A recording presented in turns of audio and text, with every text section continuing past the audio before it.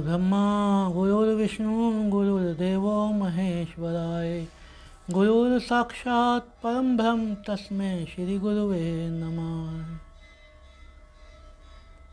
आपके भीतर बैठे हुए उस परम पिता परमेश्वर को, उस सच्चिदानंद स्वरूप को कोटि कोटि नमन करता हूँ और कार्तिक महात्म के 31वें अध्याय को कहने की अनुमति चाहता हूँ। बोलो विष्णु भगवान की जय, बोलो लक्ष्मी मैया की जय, बोलो गरुड़ भगवान की जय। आइए 31वें अध्याय में प्रवेश करें। भगवान श्री कृष्ण जी महाराज ने कहा, पहले उज्जैन में एक महापापी और दुरात्मा धनेश्वर नामक ब्राह्मण रहता था। वह रस, चमड़ा और कंबल आदि का व्यापार करता था। वैश्यगामी था और मद्यपान आदि वो बुरे कर्म किया करता था। क्योंकि वह दिन रात पाप में रत रहता था, इसलिए उससे व्यापार के लिए वह नगर नगर घूमता था। वह एक दिन हस्तिपुरी में जा पहुंचा। हस्तिपुरी चूँकि राजा महेश ने बसाई थी, इसलिए बस राजा के नाम से पर ही विख्यात थी। नगरी के पास ही पाप नाशनी पुण्य कारिणी भगवती नर्मदा बहती थी। उसी नदी के किनारे देश देशांतर से आए हुए यात्री कार्तिक व्रत करने के लिए कुछ दिनों के लिए ठहरा करते थे। उन कार्तिक व्रत करने वाले प्राणियों को वहाँ ठहरा देखकर वह दुष्ट धनेश्वर भी इधर उधर व्यापार करता था। एक मास के लिए वह ठहर जाता था। अपने माल को बेचता हुआ वह नर्मदा नदी के तट पर घूमता हुआ ब्राह्मणों को देव पूजा के अवसर लगा हुआ वह देखता कि कोई भी तो पुराण पढ़ रहा है, कोई सुन रहा है, कोई भगवत कीर्तन कर रहा है, कोई भजन कर रहा है, कोई ध्यान में मगन है और कोई तुलसी की माला धारण किए हुए है।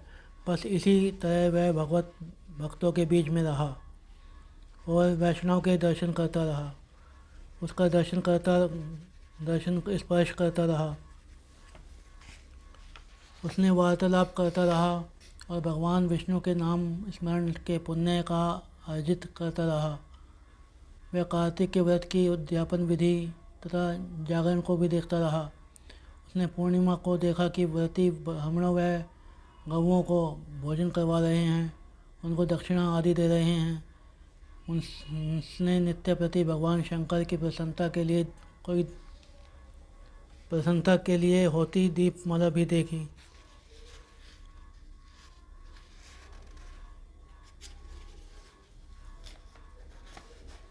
विष्णु नामक त्रिपुर नामक राक्षस के तीनों पुरों को भगवान शंकर ने इसी तिथि को जलाया था।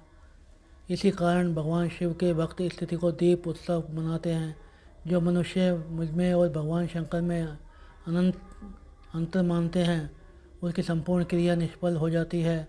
धनेश्वर वहाँ की पूजा विधि देखता हुआ इधर उधर घूम रहा था कि उसे एक काले सर्प ने काट लिया और भूमि पर गिर पड़ा।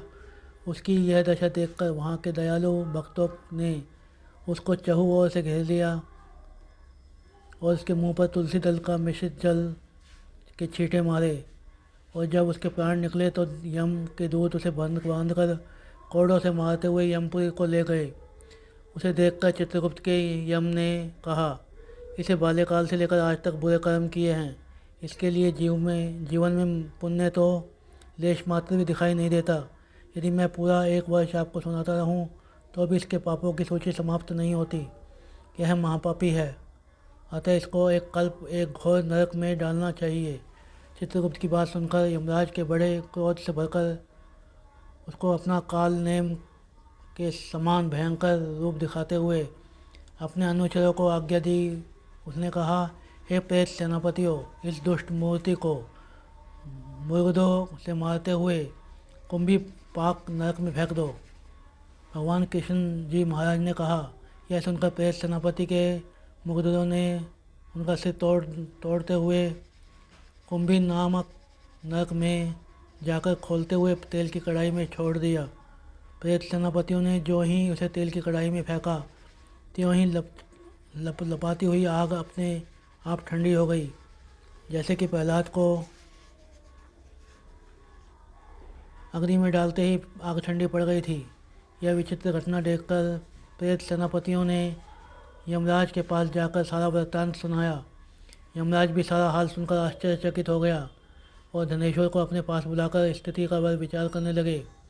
इसी समय नारायण नारायण करते हुए कीर्तन करते हुए देवऋषि नारद वहाँ आ पहुँचे और यमराज से कहने लगे, हे अरुण नंदन यमराज, यह ब्राह्मण नरक में डालने के योग्य नहीं है, क्योंकि इस कांत समय में बहुत शुभ कर्म किए हैं जो कि नरक यातना को नष्ट करने वाले हैं।